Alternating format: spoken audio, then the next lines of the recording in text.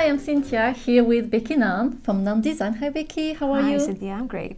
I'm pretty excited that you're showing us a great technique today. And you're going to show us how to create a silicone mold, right? I am going to show you how to use silicone two-part molding putty. Okay. And how you can make sculpted reliefs and all kinds of other fun projects with it.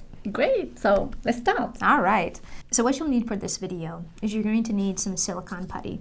Okay. And this comes in two parts. And so you pinch off equal sized balls, and when you activate it, you have a certain amount of time to make your molds. Okay, is that a long time that you can You play don't. with? Oh, and really? and it varies from different locations and the heat of the room. Like I think it says on the packaging that you have up to 10 minutes, but in really hot situations, I've had up to 2 minutes. Okay. So I like to be completely ready to go before I even start to mix this.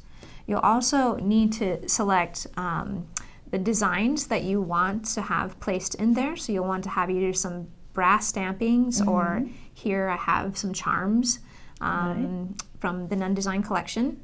And I also have a little shell to show how you could also make a mold out of something that you might have found. So it can be anything. It doesn't have to have a special shape, a special... It can be anything, but you're going to want to make sure that what works best is when you have a really high relief. Oh, I see. This is probably the minimal amount that you will want. And have it still create a good impression.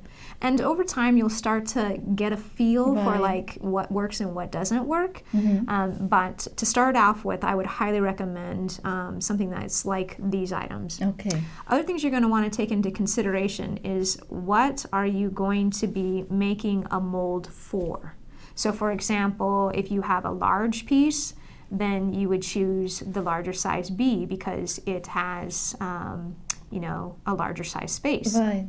But if it was a very small piece, like some of these, you'll want to think about, you know, having a more intricate piece. Also, can this crop well? Can I use just a section of it? Right. You know, so those are some of the things that you want to be thinking about. Okay.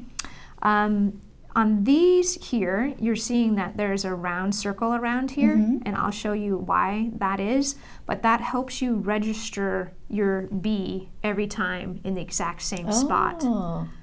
So then you don't have to worry so much. Right. So now that we have our charm and we have our pieces here, I just want to show that you can use any kind of charm that you want. But if you do have loops on your piece, you're going to want to just trim those off with a pair of flush cutters first.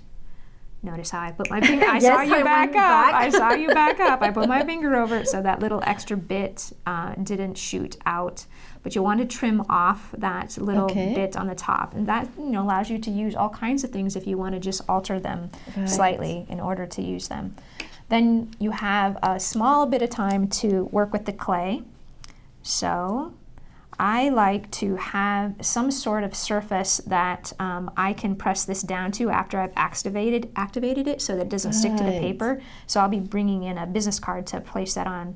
So it doesn't stick on the paper when it's not mixed together, and then it's going to stick when you start mixing. Well, I'm going to press down on it really hard, and I just don't want to give it a reason to get stuck there. It's not going to be a big deal even if it did get stuck, but... So you can see that I'm mixing it together and I'm wanting it to be perfectly even in coloration and no marbling. Right. Then I like to roll mine into kind of a round shape like this to a nice ball, and that is to get out any of those creases that might be in the clay because the creases will show up. Oh, I see. Right, and then I'm going to just pat it down slightly like this. When you first start out, you might pull off way too much of the silicone and you might waste a lot, and that's okay. You kind of get an idea with time like how much you will need. Okay. Then taking your piece, you just press it down into the mold. So does your mold have to have a certain thickness? It is important to have that certain thickness because if you press it down too far, it'll hit the bottom. And then that will affect your impression. Right. So my piece was pretty thick before I pressed that in. Now, if I wanted to have this, I could actually go back in and place, the impression of the piece like this on the top, and then pull that out. So now I have that ring also there. Right. So anyway, press back down a little bit farther, but that would help me have an impression. Actually, I did that backwards. So you can see that it bled out that piece. Yeah, and it's I almost still wondering. I still have some time. So if you didn't get it quite right, you can Okay. take it off and go ahead and remix it. And one of the things that it'll start to do when it's no longer able to take the impression, it starts to get kind of hard. Oh, I see. And it just becomes so that it's not putty-like anymore. It just starts to form. And there is no way to save it, like the clay, you can still save it, put in the freezer and... Not that I'm No. aware of. Okay. So I just remixed it, made it nice and smooth, repatted it down, and then just put that there.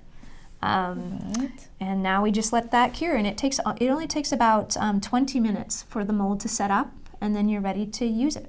Okay, so you leave your piece in there for You 20 You minutes. leave it right in there for 20 minutes, and then when you're ready, you'll just come in. We'll just pretend like this has been 20 minutes. You'll just pull this back on the Okay. sides, and then pop that piece out, and your mold will be good to go. And here's an example. I have a little powder down in there, but this is an Right. example of what it would look like when you were finished. Okay. And I can see the more details you have on the piece, the better Exactly. it is, right? Yes. The more it'll Okay. show up when you're actually making your impression, the more detail that you have. That's why it's important. And also, I have resin poured over this, so you also you lose a little bit of the definition with that when you pour the resin over. So you want to make sure it's really high Right. relief. Yep. Right. So, and here when you did like this, can you, for example, make a big bowl and separate in several pieces and then just put your mold in there? And I wait would this highly to- recommend you do them individually. Okay. Yeah, just because it's really stressful.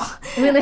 I mean, when you mix the putty together, you'll waste a big batch if you don't have it right. Oh, I And so it's see. nice just to do small little pieces at a Okay. time. Okay. Yeah. Well, thank you so much. This is such a great technique and a lot of great tips here. And I hope you enjoyed this video and thank you for being with us today. Yeah. I hope you enjoy it too. Thank you.